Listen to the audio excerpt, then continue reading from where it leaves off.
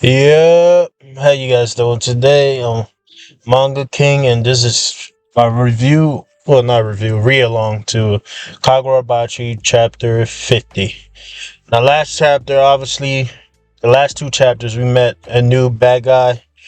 Probably not the main members of the Hashukos, but he's probably up there because he mentioned the head of the bad guy, Hashuko, whatever. I think I'm saying that wrong, but anyways, the chapter ended off with the main character fighting him.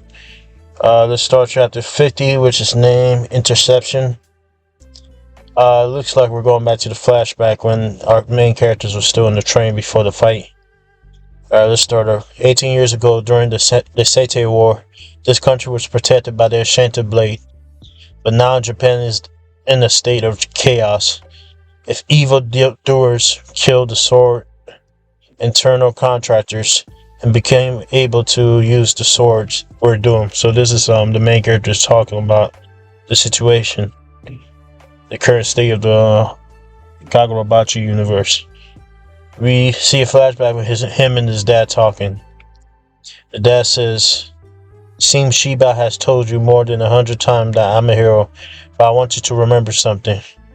The true heroes are the ones who risk their lives to support my ideals and wield the swords on the battlefield." Okay, that's cool. And the main character says, "You said that more than 100 times." And the dad repeat this. "Well, I said it again. Let's see if we can get it to 1,000 times." Okay.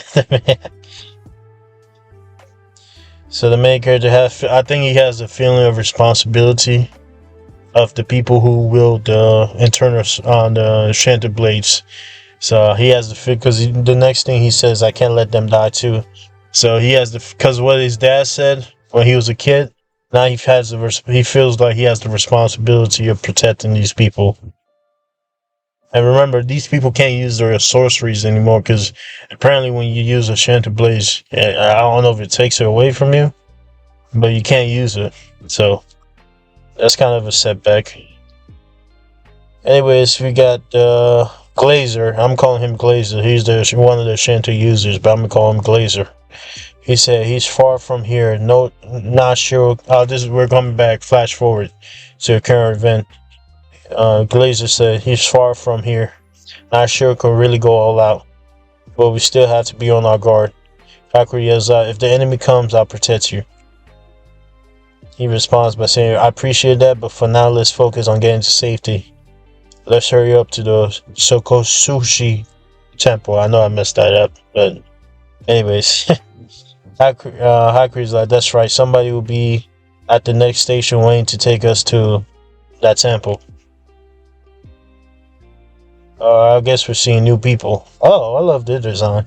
This new guy said, "I can't believe they infiltrated Bakugoko. That's freaky." And we see a new girl say, worrying wouldn't do us any good. We got to keep Glazer and the others alive." Oh, they're here. Oh, this girl is drawing something on the ground, so I'm assuming it's a seal or something. I don't know yet. I know this is sorcery. Okay, so these new people meet up with Glazer and Hakuri.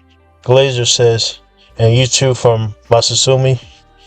The girl responds, "Long time no see. Thank goodness you're alive." The Glazer responds by saying, "It's truly thanks to these two youngsters. That Maladila I see. We're flying direct from here." I don't know what the hell that means. But anyways, the new guy said, "Yes, Mr. Samurai is waiting for us." Mr. Samurai, it's been a long time. So, Hakuri's like, "Samurai?"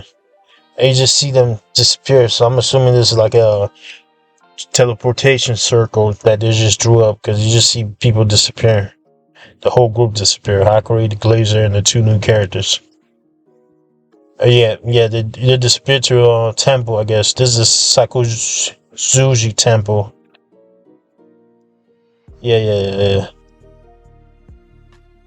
Yeah, we get to meet one of the swords. We meet the new character. Man, I love his design. So I remember 2-3 chapters ago we saw like 4 of the sword bearers, like the people who have their enchanted blades, and this is the guy who's blind, and he's smoking this scene. We got a group heading towards him. I guess we're heading. We heard the plan. We're going to teleport the enchanted blades. Yes, the enemy will reach Saku Sushi soon before they get here. We see the blind guy run into them. He said, "Long time no see," in front of Hakuri. Huh. And you see him palm Hakuri's face. So I guess this is how he tells it who's who. Cause yeah, he's blind. So you know how blind people touch people's faces to, I guess, figure out the structure of their face to see if they're talking to the right person. He's like, "Yo, you are glad you made it." Glazer responds by saying, "Long time no see, Mr. Samurai." Is that his name?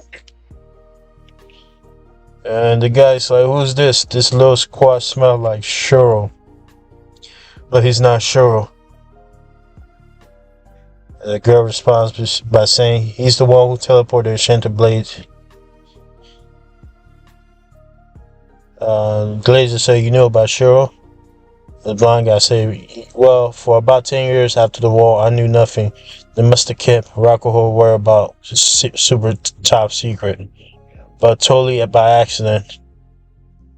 And Hagi yells out by saying, "I'm Shuro, friend. Shuro told me about you." I guess Shuro, we're going back to the flashback when he talked about him. Oh, so he said, "I met one of the sword bearers. His name is Mr. Samurai." So he did meet him. Okay. Oh, I thought the main character never met any of the sword bearers. So we get a flashback with the dead saying, "Mr. Shiba took me out into the world a few times, hiding my identity as Rakuo's son." And we got the dad saying, "Go have some fun every now and then." Okay, so Shiba is the one who's taking him around to walk around. So I guess they're showing the flashback when he met this blind guy. Hey, what do we have here? We see the blind guy meeting Shiba, saying, "If it isn't Shiba, long time no see. How long has it been? More than 10 years?"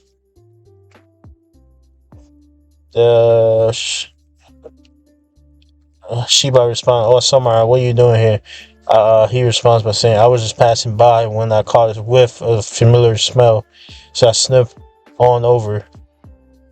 Shiba thinks to himself, "That makes no sense. Shiba, I smell you," and Rakuo was sent. And we got a young Shuro, the main character, saying, thinking to himself, "My dad told me about him. He's blind, but his other senses are extremely sharp." The blind guy said, well, so Rakuo was alive and well, and you were involved in the disappearing after the war. And this kid, Shiba is like, this kid is Rakuo's son, right? Oh, okay, so he's very perceptive, so he knows, he can figure stuff out even though he's blind. And Shiba is like, wait. And the blind guy responds to him by saying, "No need to hide it. I see it all. This kid reeks of Rakuho. I never imagined he had a son, but there's no mistake that smell." Shiba's like, "Sorry, that makes this must be pretty creepy for a kid." Well, you figure it out, freak. The blind guy said, "At least Rakuho won't be all alone this whole time." The main character says, I heard a lot about you. Father will say you guys who wield the swords are the true heroes." The blind guy responds by saying, "Heroes." And he kind of waves his hand, the blind guy, by saying, "Tell him he's the hero. All I did was wield it." And the main character thinks to himself, everyone says the other guy is the hero. So that I get it. I'm kind of like, as a kid, you're like, damn. I try to give credit to my dad. My dad keeps saying it's not him. I give credit to the friends he say are heroes, and they say it's not them. So it's kind of confusing for a kid. Anyways, blind guy says, "So what's your name?" The maker said, Shiro. The blind guy said, I like the ring of that. Shiba was like, Samurai, you're really creepy. Sorry, but that's all we could tell you. He responds by saying, yeah, I understand. Some of these Kanabi guys are a real pain. I get it. I get it all, including why you kept it a secret. Make a guy feel lonely, though. Shiba's like, sorry, hey, what you doing? So he still got his hands on Shiro's face. So I think that's how you memorize people's faces. So he has to keep his hand and figure them out. He responds to Shiba by saying, just your face. Show me your face. Okay, so this is flash forward. Haku is saying, Shiro told me about you. He got Shiro saying he was pretty weird. And the blind guy said, I guess I made a strong impression. I'd love to see him again. So where is he now? What's he up to? I heard he's coming here. Haku's like, Shiro is... We got a drum beating, I guess. Oh, he's getting attacked. And you see a bunch of people with stones in the tree. And we got a bullheaded guy saying the enemy. And the blind guy saying, no time for the shit chat, huh? Oh, so they're getting attacked too. So I said this. All of the Enchanted Blade users are getting attacked at the same time. Ish. So that makes sense. Anyways, the enemy is here. Mobilize everyone. The enemy's here. We got the girl telling Haku, let's get you to the treatment room. Blind guy, U-Haul. You've been through a lot. Get some rest. And you see the girl with the Haku in the room somewhere saying, I hear it will take a few days for your powers to come back. The treatment is to minimize that time. So I'm guessing she has some healing ability or something. The way she's talking. Anyway, she continues to say, no, this is Haku saying short, but it's not like a physical injury. My head feels weird in there. She responds by saying, cut him off by saying, I understand, I'm a sorcerer too. There's no time, lay down.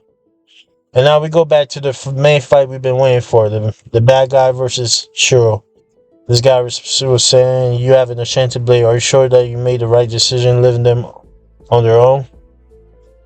You all and your friends were heading towards Sukojushi, right? There would be 2 blade contractor without any protection from the enchanted blade. They're quite the target. There would be more corpse. We're going back and forth, and we just see it's an explosion in the background. And Haku is on the bed saying, we can't let the contractors die. And he has a flashback about the other members that died at the train station. So he's kind of like trying to get up to help fight. The Glazer told Haku it's alright, focus on your treatment. The securities see several times stronger here than Akagogoku, but that isn't because the guards are better, huh? Oh, okay. So the guards here, well, he says it's not because of the guards. So I'm trying to figure out why is it. I'm assuming the blind guy is tough because they keep calling him Samurais. So I'm assuming he's strong. We continue to say, if only I was as strong as him. And yeah, I was right. We wouldn't have lost a single life at Kagugoku. Okay, so we see him with the sword. He said, with him at Sakuzushi, they're invincible. The reason Shoro split off from us, and he would do whatever necessary to prepare a counterattack. He's fighting with that. Mr. Samurai, I guess the Glazer yells that out. Shoro will be here soon with information about the Hashuko. The blind guy said, wonderful. I look forward to seeing him again. Well, I don't want to greet him empty-handed. The girl said to Haku, 30 minutes. I will recover this guy's power, so hold him off for 30 minutes. And the chapter ended with the blind guy saying, no worries. That's a cool-ass panel. This guy already got one of the best character design for me. Anyways, just because of the blind guy himself, his introduction, I love everything about him. This chapter is a 10 out of 10 just because of the blind guy. I love his personality. But anyways, do all the YouTube stuff. Comment down below. And Manga family, we out.